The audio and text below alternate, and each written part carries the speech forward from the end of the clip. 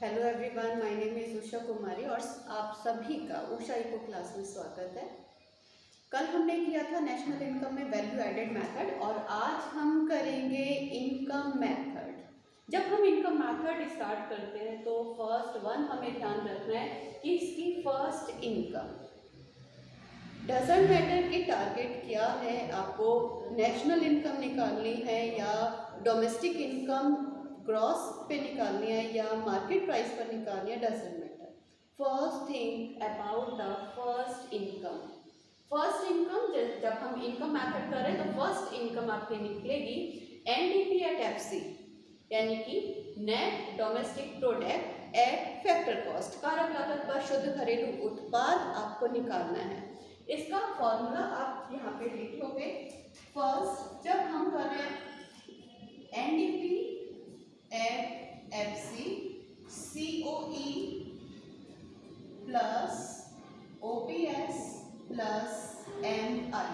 COE compensation of employees, कर्मचारियों का पारिश्रमिक, ओपीएस ऑपरेटिंग सरप्लस प्रचालन अधिशेष, एमआई मिक्स्ड इनकम मिश्रित आय।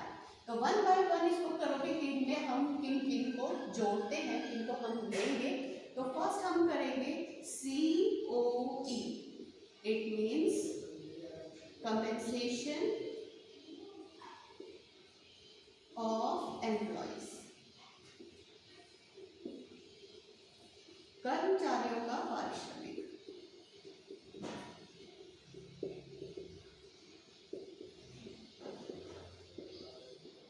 कर्मचारियों का पारिश्रमिक। तो इसमें जब हम कर रहे हैं तो फर्स्ट वन आपको फर्स्ट पॉइंट लेना है यहाँ पे सैलरी एंड वेजेस। आपकी जो वेतन है, मजदूरी है, उसको हम ऐड ऑन करेंगे। Second one payments in kind,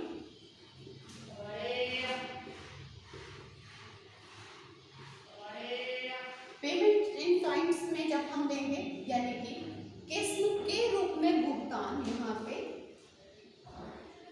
वेतन एवं मजदूरी। सेकंड किस्म के रूप में भुगतान,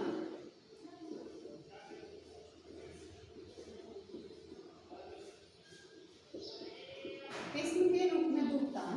यहाँ पे ये ध्यान रखना है, यहाँ पे जब हम कंपेंसेशन ऑफ एम्प्लॉयज कर रहे हैं, payments against work, income against work, ये वर्ड आपको जरूर ध्यान रखना है।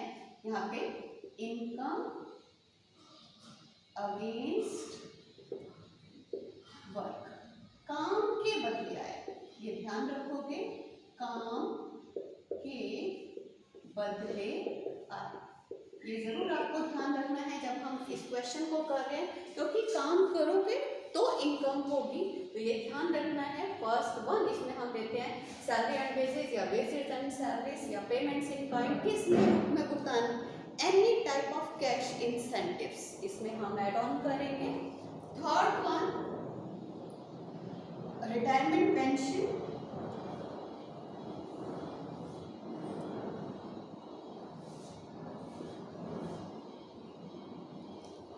रिटायरमेंट पेंशन, वृद्धावस्था pension,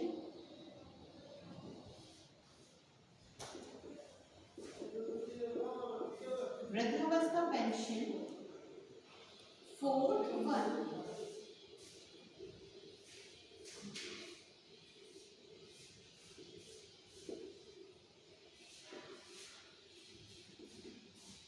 contribution in social securities,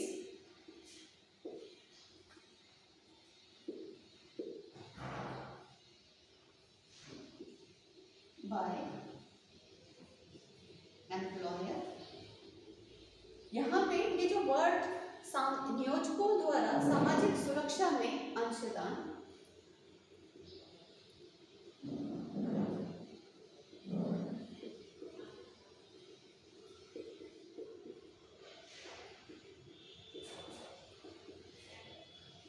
सामाजिक सुरक्षा में अंशदान। आपको क्वेश्चन में जब हम कंपेंसेशन ऑफ एम्प्लॉइज कर रहे हैं या सीओई हम निकाल रहे हैं तो इन 4 पॉइंट्स को आपको ध्यान रखना है। आपके एग्जाम में एज इट इज वर्ड आपको दे रखे होंगे, ये ध्यान रखना है। हो सकता है आपके क्वेश्चन में basis and salary, salary and bases आपको दे रखा हो सकता है आपको रिटायरमेंट पेंशन दे रखे हो। तो जितने भी पॉइंट्स आपको क्वेश्चन में दे रखे हैं सिर्फ उन्हीं को ही आप ऐड ऑन करोगे। तो ये जो 4 पॉइंट्स हैं आप इनको प्लस कर दोगे, आपका सीओई कर्मचारियों का पारिश्रमिक निकल आएगा। बेटा ये ध्यान रखना है आपको, इन चारों के अलावा एनी टाइप ऑफ ट्रांजैक्शन है, एनी टाइप ऑफ पेमेंट्स है, वो आपको नहीं लेनी। तो ये चीज ध्यान रखनी है, काम के बदले आए। तो यही 4 पॉइंट्स आपको लेने हैं, इसके अलावा आपका 5th पॉइंट इसमें नहीं आता। नेक्स्ट वन हम करेंगे, नेक्स्ट वन है आपका OPS means operating surplus. Operating surplus प्रचालन अधिशेष। जब हम प्रचालन अधिशेष कर रहे हैं तो ये ध्यान रखोगे, जैसे आपका कंपनसेशन ऑफ एम्प्लॉय जब हम कर रहे हैं यहाँ पे काम के बदले आए अगेंस्ट वर्क इनकम है, ऐसे ही यहाँ पर जब हम प्रचालन अधिशेष कर रहे हैं संपत्ति से आय, संपत्ति से आय, संपत्ति से आय जो होती है उसे हम ऑपरेटिंग सरप्लस में लेंगे। तो इसमें फर्स्ट वन, इसमें जब हम कर रहे हैं आपका रेंट किराया, सेकंड है आपका इंटरेस्ट ब्याज, third one royalty,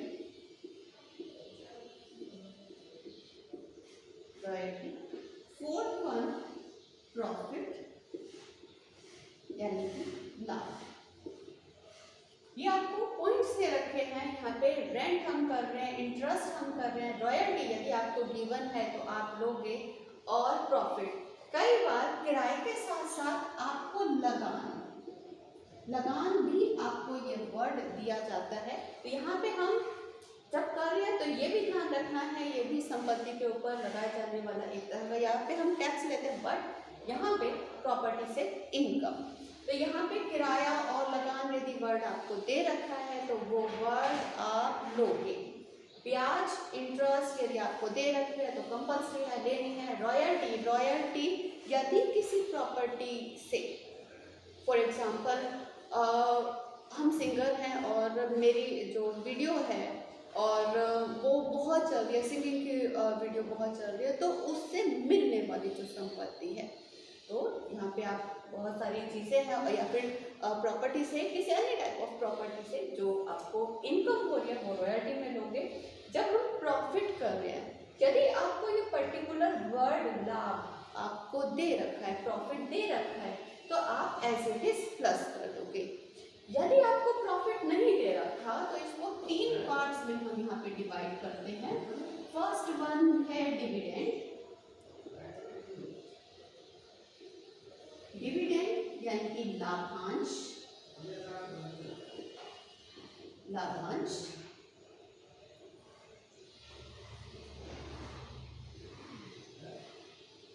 undistributed profit,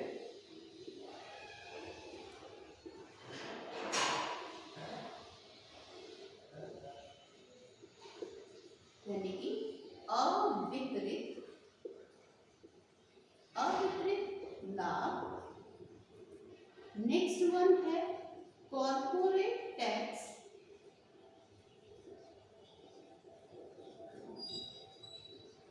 जिसे हम बोलते हैं निगम कर। यदि आपको एक और वर्ड इसकी जगह पे, यहाँ पे आपको डिविडेंड यानी कि लाभांश, अनडिस्ट्रीब्यूटेड प्रॉफिट, अवितरित लाभ, कॉर्पोरेट टैक्स, निगम कर, या इसकी जगह पर आपको वर्ड दे रखा है यहाँ पे कॉर्पोरेट सिविक।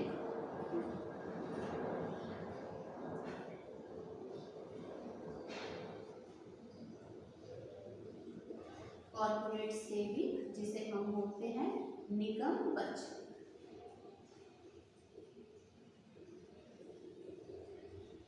तो बेटा ये ध्यान रखना है, यदि आपको लाभ दे रखा है, प्रॉफिट दे रखा है, तो एज इट इज आप ऐड ऑन कर दोगे। अदरवाइज यदि आपको नहीं दे रखा तो आपको dividend, undistributed profit, corporate tax, ये 3 वर्ड्स आपको दे रखे होंगे। डिविडेंड यानी कि लाभांश, उसको हिंदी में बोलेंगे अनडिस्ट्रीब्यूटेड प्रॉफिट, अविकृत लाभ, या आपको इसकी जगह पर कॉर्पोरेट सेविंग आपको दे रखा है निगम बचत, कॉर्पोरेट टैक्स, निगम कर। तो ये 3 यहाँ पे फर्स्ट, सेकंड और थर्ड, ये 3 दे ही रखे होंगे। तो ये ध्यान रखना है, इन तीनों को जब आप ऐड करोगे, प्लस करोगे, तो आपका प्रॉफिट निकल आएगा। तो ये कंपल्सरी है। तो ये आपके मेन पॉइंट आते हैं, ये 3 पॉइंट कंपल्सरी पॉइंट होते हैं जब आप ऑपरेटिंग सरप्लस निकाल रहे हो। ये ऑप्शनल आपको हो सकता है क्वेश्चन में ना दे रखा हो और हो सकता है क्वेश्चन में दे रखा हो। यदि क्वेश्चन में दे रखा है तो आप ऐड ऑन करोगे, यदि क्वेश्चन में नहीं दे रखा तो आप नहीं लोगे। तो ये आपके कंपल्सरी है। प्रॉफिट बेटे इसको जरूर ध्यान रखना है, क्योंकि सबसे जो मेन प्रॉब्लम क्रिएट होती है क्वेश्चन में, तो इसी में होती है। क्योंकि बच्चे क्या करते हैं, यदि आपको 2 दे रखे हैं, बस 2 ऐड कर दिया और थर्ड वाला पार्ट नहीं लेते। क्वेश्चन में ये 2 दे रखे हैं, देन प्रॉफिट भी दे रखा है। तो ऐसी सिचुएशन में बच्चे क्या करते हैं कि मैम ने हमें ये बताया, हम ये कर लेंगे। नहीं, ऐसा नहीं करना, आपको फिर उस टाइम पे प्रॉफिट ही लेना है। तो इन चारों को आप प्लस करोगे, आपका ऑपरेटिंग सरप्लस यानी कि प्रचालन अधिशेष निकल आएगा। आपका थर्ड वन आता है MI यानी कि मिक्स्ड इनकम। मिक्स्ड इनकम, यहाँ पे आपको मिक्स्ड इनकम वर्ड दे रखा होगा या फिर आपको वर्ड दे रखा होगा हिंदी में स्वनियोजितों, नियोजितों की मिश्रित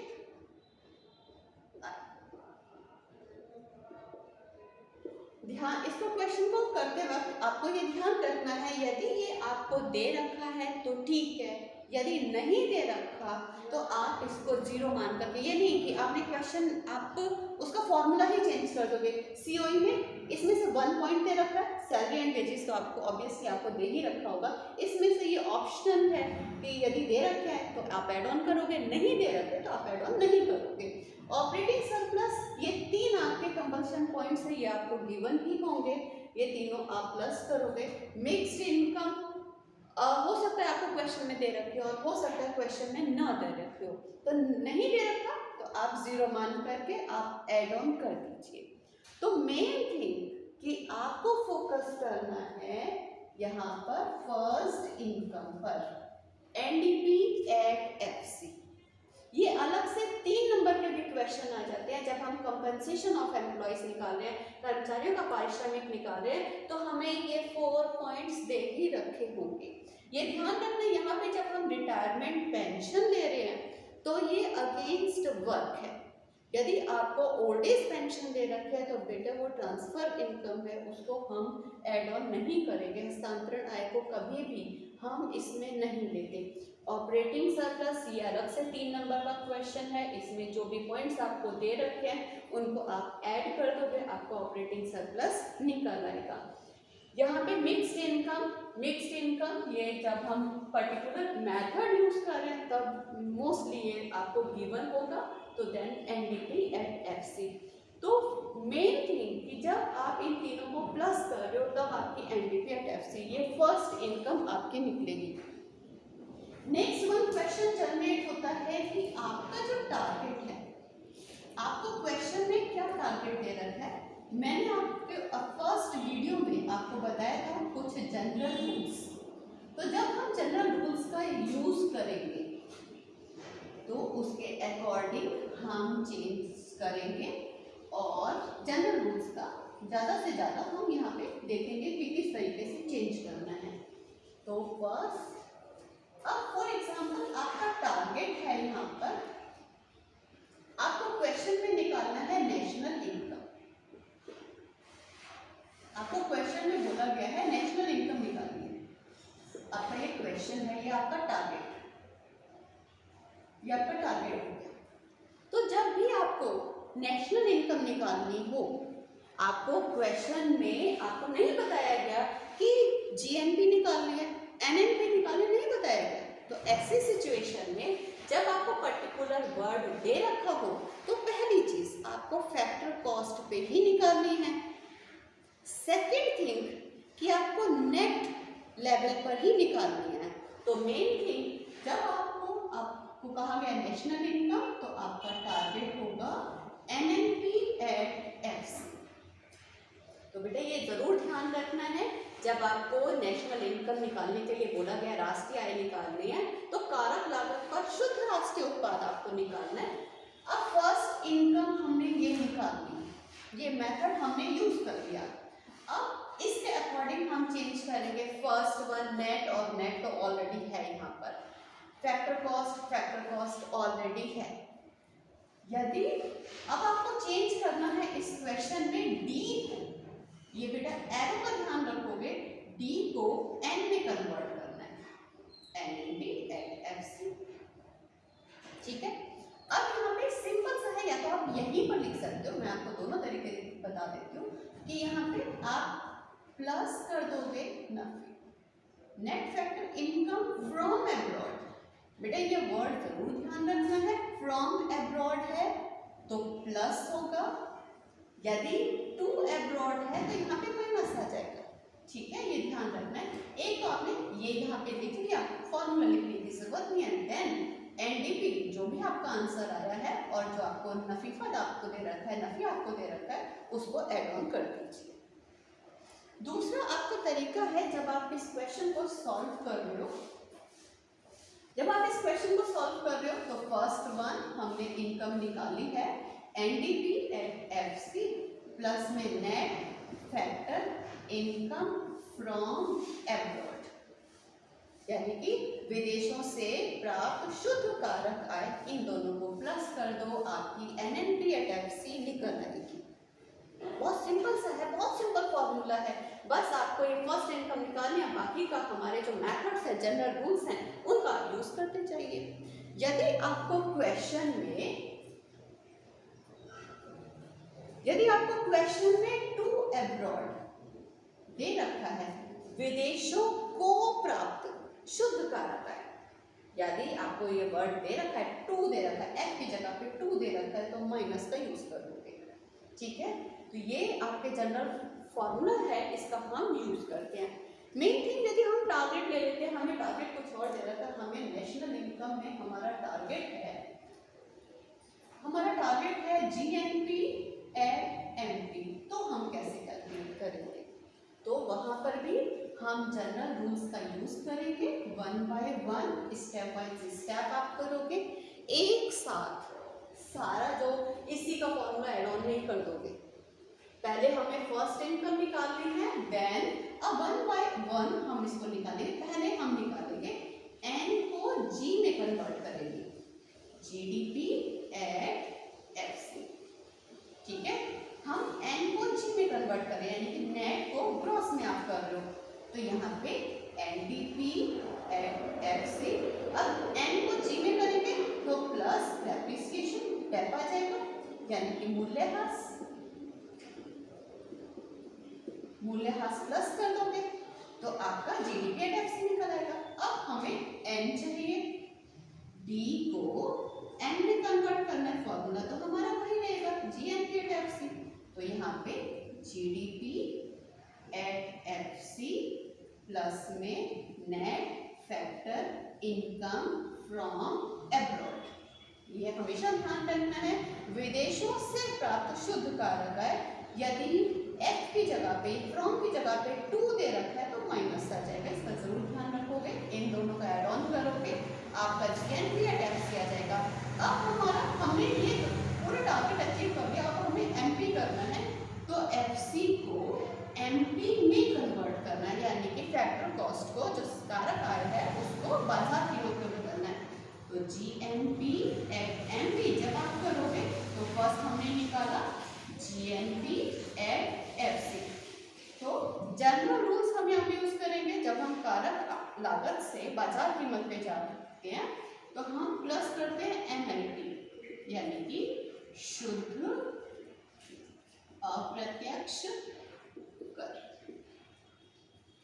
ठीक है, ये ध्यान रखना है। नेट इनडायरेक्ट टैक्सेस, तो यहाँ पे इनडायरेक्ट जो टैक्सेस है यानी कि अप्रत्यक्ष कर में से सब्सिडीज यानी कि आर्थिक सहायता को हम माइनस करेंगे तो हमारा MIT निकल आएगा।